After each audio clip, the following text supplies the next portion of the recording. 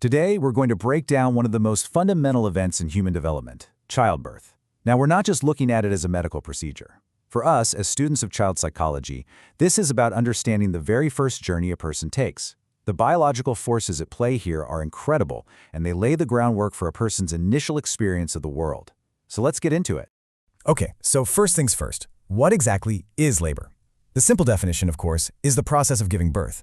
But biologically, it's so much more. It's this incredibly complex cascade of biochemical signals. And here's something fascinating. We still don't know the exact single thing that kicks it all off. What we do know is that it's a flood of specific hormones that run the show.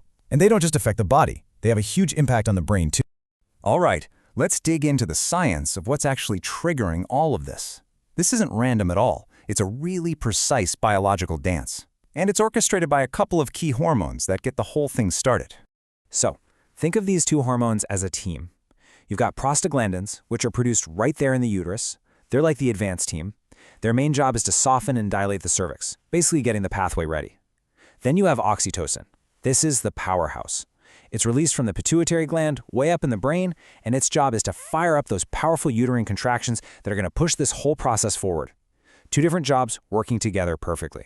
And that hormonal teamwork kicks off what we call stage 1 of labor. Now, this whole stage has one and only one objective: to get the cervix to open up. And, just so you know, this is by far the longest part of the entire process. And when I say long, I mean it. For a first birth, we're talking an average of 12 to 18 hours for just this one stage.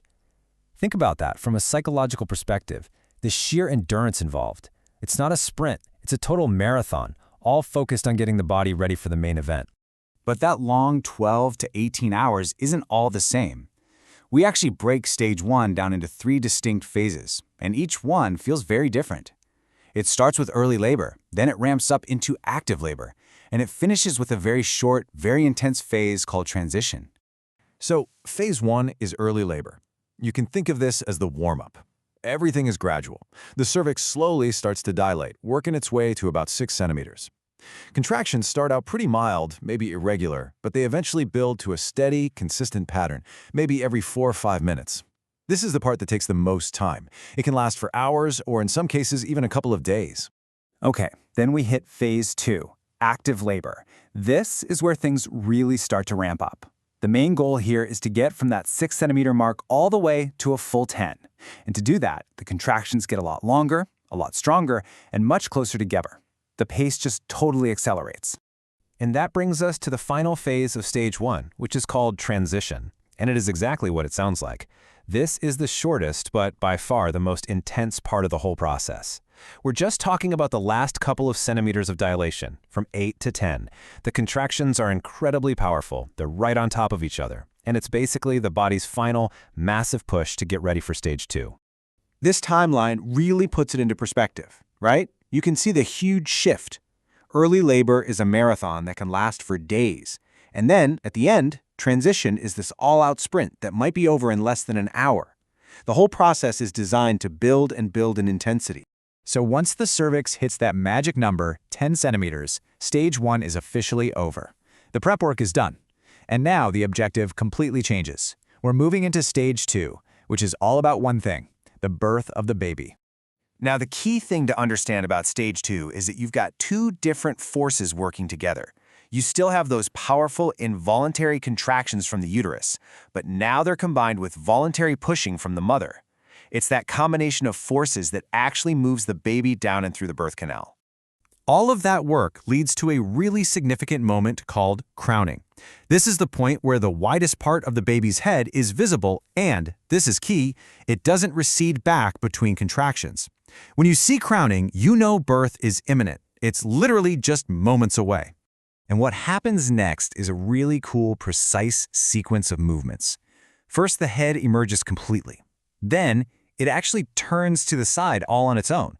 This happens because the shoulders are rotating inside the pelvis to get into the best position. That little turn allows one shoulder to come out, then the other. And once the shoulders are clear, the rest of the body just follows really quickly. So how long does this stage take? Well, unlike stage 1, this one is super variable. The pushing stage can be over in just a few minutes, or it could last for several hours. It really depends on a lot of factors, like if it's a first baby or if an epidural was used. Okay, the baby's born, so we're done, right? Well, not quite. There's one more really important final step, and that's stage 3, delivering the placenta.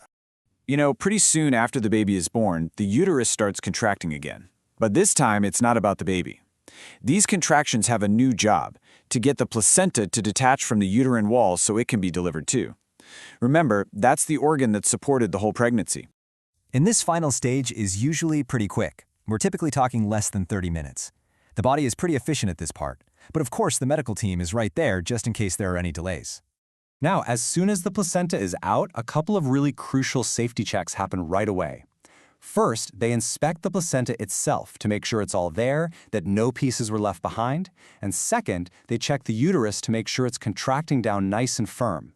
This is absolutely vital because those contractions are what clamp down on the blood vessels where the placenta was attached and prevent a hemorrhage. So, that completes the 3 stages of labor for the mother. But now, let's shift our focus. What about the baby? I mean, they've just gone through this massive transition from the only world they've ever known into a completely new one. In those first few critical moments, it's all about stabilizing the newborn. They get dried off right away to keep them from losing body heat. Their nose and mouth might be suctioned to clear out any mucus so they can breathe easily. And then the umbilical cord, their lifeline for 9 months, is clamped and cut.